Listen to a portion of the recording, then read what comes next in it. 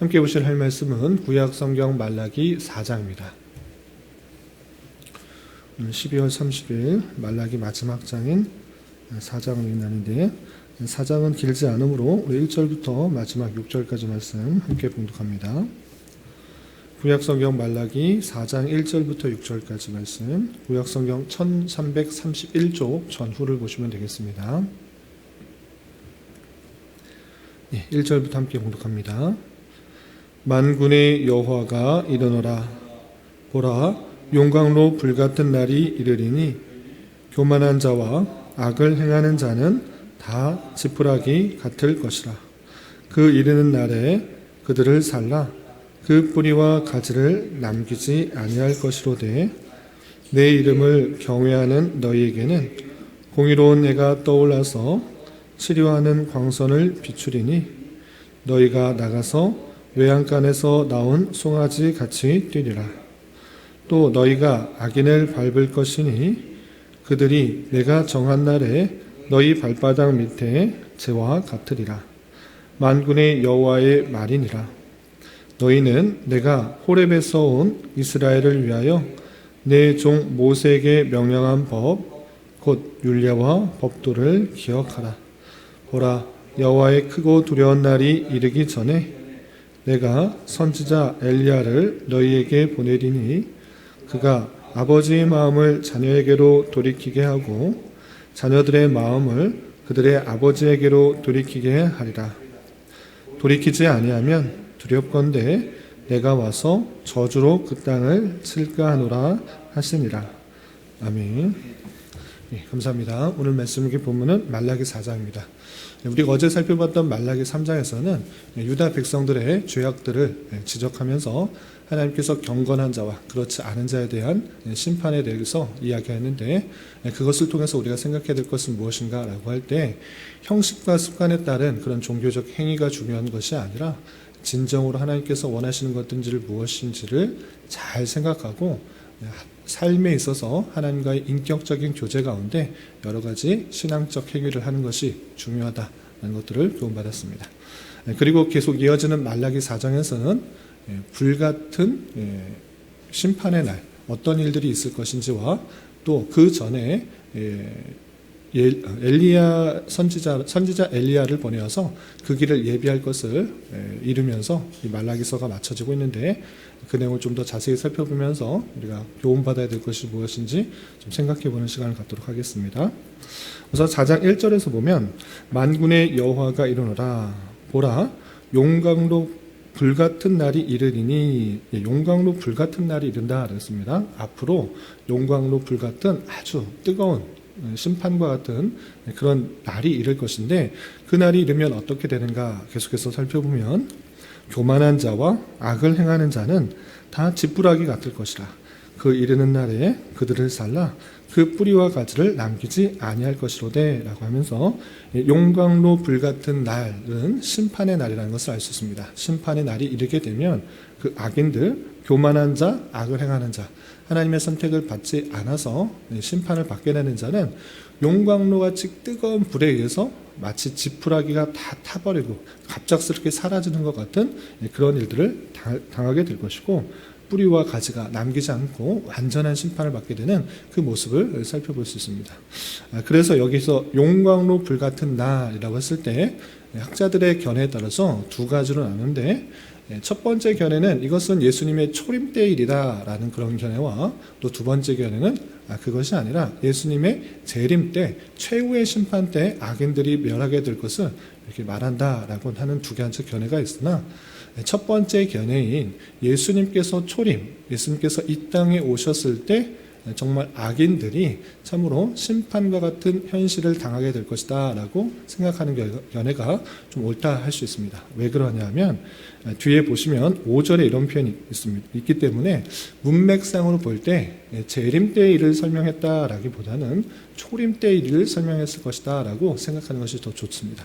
왜냐하면 5절에 보시면 보라, 여호와의 크고 두려운 날이 이르기 전에 라고 되어 있는데, 여기서 여호와의 크고 두려운 날 이렇게 표현했을 때 앞에서 말하는 용광로 불같은 날과 같은 의미로 생각할 수 있는데, 그 날이 이르기 전에 누가 온다라고 했나라고 했을 때 선지자 엘리야를 너에게 보낸다라고 했기 때문에 이것은 선지자 엘리야의 역할을 하는 세례 요한에 대한 그런 설명이기 때문에 이것은 초림 때 있을 일로 생각하는 것이 문맥상 더 좋겠다라고 할 수 있는 것입니다. 그렇게 예수님의 초림, 예수님께서 이 땅에 오시면 약속했던 그 메시아가 이 땅에 오신 것이기 때문에 그로 말미암아 참된 구원이 선포되고 그가 오셨음에도 불구하고 그를 믿고 따르는 것이 아니라 여전히 그를 믿지 못하고 또 사람 중에 하나가 하나님인 것처럼 그렇게 망령되고 또 신성모독하는 머리다라고 생각하는 그런 바리새인과 서기관들 같은 가운데서는 극명하게 대조되는 그런 모습 가운데 하나님의 심판이 있을 것을 예언한 것이다. 이렇게 생각하는 것이 좋겠습니다. 어쨌든 그 용광로 불같은 날 예수님께서 메시아께서 이 땅에 오시는 그 날이 말미암아 악인들 심판에 받을 모습들이 드러나고 반면에 하나님의 택하심을 받은 그 백성들 경건한 자들은 어떻게 되는가? 그 경건한 자가 받게 될 그런 유익과 복에 대해서 2절과 3절에 이렇게 밝히고 있는 것입니다. 2절 3절 계속해서 보시면 내 이름을 경외하는 너희에게는 앞에서는 교만한 자, 악을 행하는 자 이와 대조적으로 표현되고 있는 것입니다. 내 이름을 경외하는 경외하는 자는 어떻게 되는가? 공의로운 해가 떠올라서 치료하는 광선을 비추리니 너희가 나가서 외양간에서 나온 송아지같이 뛰리라 했습니다. 공의로운 해, 이것은 다름 아니라 예수 그리스도께서 이 땅에 오시는 것을 뜻하는 것입니다.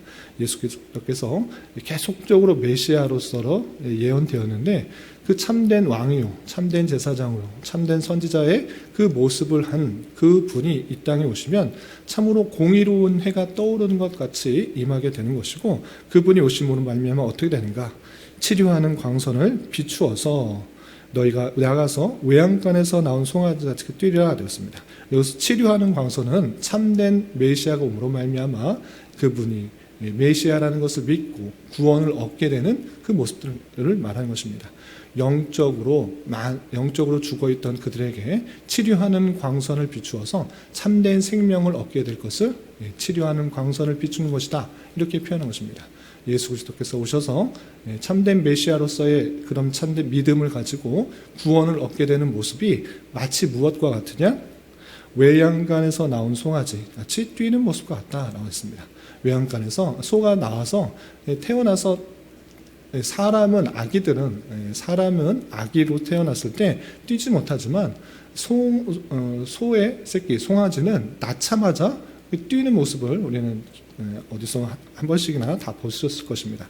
마치 그렇게 낳자마자 새롭게 펄쩍펄쩍 뛰는 모습들, 그 모습이 구원을 받아 새로운 감격으로 새 힘을 얻어 온전한 모습으로 나오게 될 모습을 이렇게 외양간에서 송아지가 뛰는 것 같이 뛰는 모습으로 표현하고 있는 것입니다.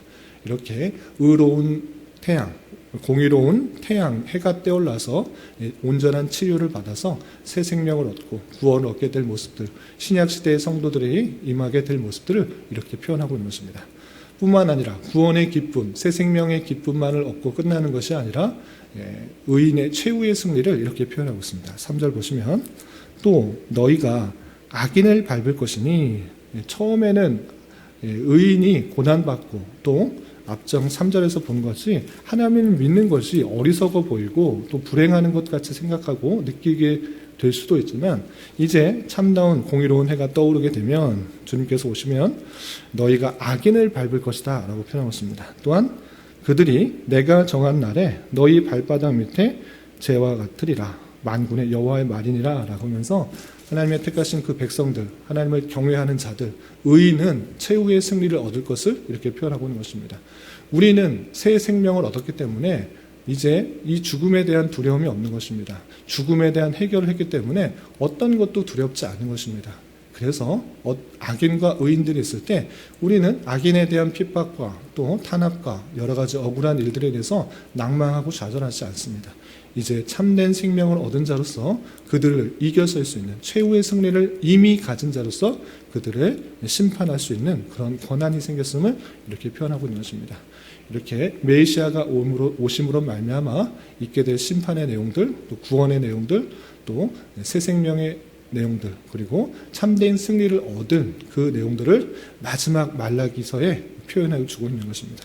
그리고 마지막 4절부터 6절까지는 예수님께서 오시는 내용 이전에 어떤 일이 있을 것인지 추가적으로 덧붙여서 마치 편지의 추신과 같은 역할을 합니다. 말라기서의 전체 내용을 설명한 이후에 추가적으로 이 일들이 있기 전에 어떤 일이 있을 것이다 라고 요약해서 이렇게 표현하고 있는 것입니다. 그 내용이 4절부터 6절까지 있는데, 예수님께서 오시기 전에 공의로운 해가 떠오르기 전에 용광로 같은 불 같은 날이 이르기 전에 어떤 일이 있을 것인지 4절부터 6절까지 표현되어 있는데, 먼저 5절을 보도록 하겠습니다. 5절 보시면, 보라, 여호와의 크고 두려운 날이 이르기 전에, 앞에서 설명했던 날이 이르기 전에 어떤 일이 있는가? 내가 선지자 엘리야를 너에게 보내리니. 선지자 엘리야 선지자는 죽음을 당하지 않고 승천했던 것입니다. 그 엘리야를 보낸다라고 했을 때 실제 그 엘리야가 내려간다라고 생각하기보다는 엘리야와 같은 역할들을 하는 그 사람을 보낼 것이다 라고 이해하시는 것이 좋겠고, 그 역할을 하는 사람이 누구였는가? 다 아시다시피, 앞에서도 계속 살펴보셨다시피 그것은 세례자 요한이 그 역할을 한 것입니다. 주님께서 오실 것들을 예비하는 자로서, 광야에 외치는 소리로서 세례자 요한이 예수님보다 먼저 태어났고 그 길을 예비했을 뿐만 아니라 그가 이 모든 일들을 완성시킬 분으로서 예수님을 소개하고 또 세례를 주는 그 역할을 했던 것입니다. 그 세례자 요한에 대해서 예언한 것이다, 이렇게 이해하시면 되겠습니다. 그리고 6절에서 계속해서 보면 그가 행하는 사역을 이렇게 표현하고 있습니다. 6절 보시면, 그가, 선지자 엘리야가 아버지의 마음을 자녀에게로 돌이키게 하고 자녀들의 마음을 그들의 아버지에게로 돌이키게 하리라. 돌이키지 아니하면 두렵건대 내가 와서 저주로 그 땅을 칠까노라 하시니라 했습니다. 여기서 아버지의 마음을 자녀에게로 돌이킨다, 또 자녀의 마음을 그들의 아버지로 돌이키게 한다라고 했을 때 실제 하나님 아버지와 그의 아들, 그 백성들을 말하는 것이 아니라 그 가정 안에서 얼마나 부패하고 타락했는지를 보여주는 말이다, 이렇게 성경 학자들은 해석하고 있는 것입니다.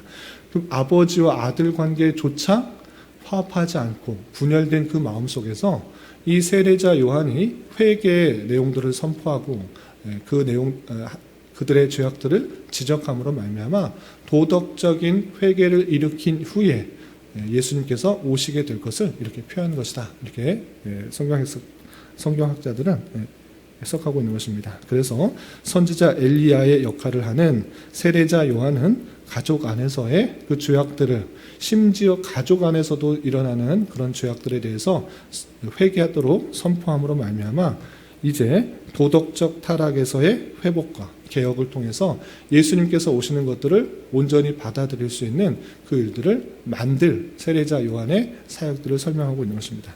그렇게 하지 않는다고 하면 내가 와서 저주로 그 땅을 칠까 하노라 라고 하면서 예수님께서 오셔서 하실 사역 외에 세례자 요한이 먼저 와서 그 길을 평탄케 하고 준비케 하는 그 사역을 하게 될 것을 맨 마지막, 말라기의 마지막 속에서 붙여놓고 있는 그 모습을 볼 수 있습니다.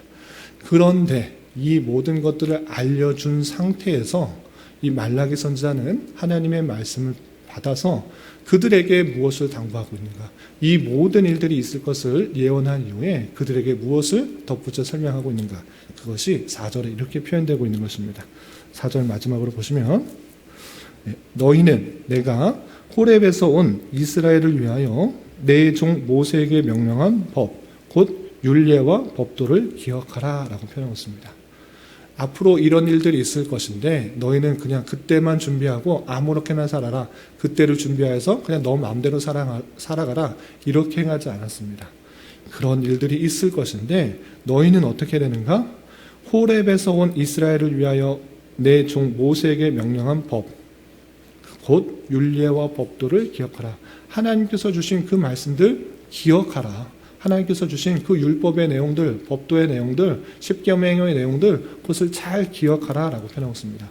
기억하라는 것은 무엇입니까? 기억만 하라라고 하는 것이 아니라 그것을 잘 기억하고 행할 수 있도록 권고하는 그 말씀으로 생각하시면 되는 것입니다. 앞으로 일들이 있으니까 난 아무렇게나 살아도 된다. 그냥 뭐 악인들 어떻게 되든지 상관없다. 이런 것이 아니라 우리에게 주어지신 그 법들, 그것들을 구원을 얻기 위해서 지켜라 라는 것이 아니고 하나님께서 그 백성, 택하신 백성들에게 어떻게 사는 것이 합당한 것인지를 잘 보여주는 것으로 알아. 그것을 잘 기억하고 그것을 주는 의미를 잘 생각하면서 하나님께서 원하시는 삶을 살기 위해서 그것을 지켜가는 삶, 그것이 택하신 백성들에게 원하시는 바인 줄 알고 그것을 기억하여 힘써 지키는 자세가 요구된다. 이렇게 생각해야 될 것입니다. 이런 말씀을 대한 자로서 우리는 먼저 무엇을 생각해야 되는 것입니까? 구약에 계속적으로 예언되었던 그 메시아가 이미 2000년 전에 예수 그리스도 성육신하셔서 아기 예수로 탄생하시고 또 공생애를 사시며 자기가 어떤 분이신지를 잘 밝히셨을 뿐만 아니라 십자가에 달려 돌아가시고 부활 승천하셔서 그 모든 택하신 백성들을 위한 구원의 사역을 완성시키신 것입니다. 그런 줄 알아. 우리는 예수 그리스도의 보혈의 피로 대속의 은혜를 입어 하나님의 백성이요 주님의 자녀가 된 권세를 얻은 줄 알아. 우리가 능력 있게 하나님의 백성으로서 살아가야 될 것이고 이미 구원을 받은 백성으로서 아무렇게 살아가는 것이 아니라 세상 속에 살면서 이미 승리한 자로서의 삶을 담대하게 살아가야 될 것이고 또 이 땅에서의 삶을 하나님께서 주신 율례와 법들을 기억하며 하나님께서 원하시는 그 삶의 모습을 살아가기에 힘쓰고 경주하는 삶을 살아가야 될 것입니다. 오늘 하루 살아가실 때 이 말씀의 교훈에 따라 구원받은 은혜 기뻐 감사하며 주님께서 주신 말씀들을 기억하고 생각하고 또 주님과의 인격적인 교제 가운데 그 말씀대로 살아가기에 힘쓰는 저와 여러분 되시기를 주님의 이름으로 부탁을 드립니다. 기도하겠습니다. 하나님 아버지 감사합니다. 오늘 말씀을 통해서 용광로 불같은 날이 이르게 되어 심판과 또 회복이 있게 될 것을 살펴보았습니다. 이런 말씀을 전하는 자로서 구약 성경의 마지막 예언이 이미 예수 그리스도의 임하심으로 실현된 줄 알아 늘 감사 찬송할 수 있는 자 되게 하여 주시고 구원받은 백성으로서 완성될 하나님의 나라를 기억하면서 주님께서 원하시는 것들을 기억하고 또한 행하기에 힘쓰는 자 되게 하여 주시옵소서. 주님, 한 해를 마무리하는 시기입니다. 좋지 않은 기억과 죄악들은 다 정리하여 버리게 하여 주시고 새로운 마음으로 힘있게 내년을 준비하여 맞이할 수 있도록 인도하여 주시고 내년에는 온 성도들이 교회의 크고 작은 섬김과 봉사를 통해 신앙이 더욱더 성장하고 성숙되도록 하셔서 주님의 몸된 교회를 더욱더 온전히 세워나갈 수 있는 은혜가 있도록 은혜를 더하여 주시옵소서. 주님, 교회 내 육체의 질병과 연약함으로 병원의 도움을 받는 손길들이 있사오니 주님 지켜주시고 건강하게 잘 치유되고 회복되게 하여 주시며 직장과 사업장의 문제로 가족의 전도와 학업을 위해 또한 말할 수 없는 여러 가지 어려움들로 인하여 주님께 간절히 부르짖며 나아가는 여러 지체들이 있사오니 주님 그들과 함께 해주시고 그들의 기도 응답해 주시사 우리의 기대와 바람보다 훨씬 더 풍성한 것으로 채우시는 하나님을 깊이 경험할 수 있는 기회 되도록 인도하여 주시옵소서. 오늘 저녁에 있는 금요기도의 시간에도 주님 함께하여 주실 줄 믿으며 이 시간 각자 주님께 간절히 간구하는 기도 제목 주님께서 들으시고 가장 선한 것들로 응답하여 주시옵소서. 예수님의 이름으로 기도 올리옵나이다. 아멘.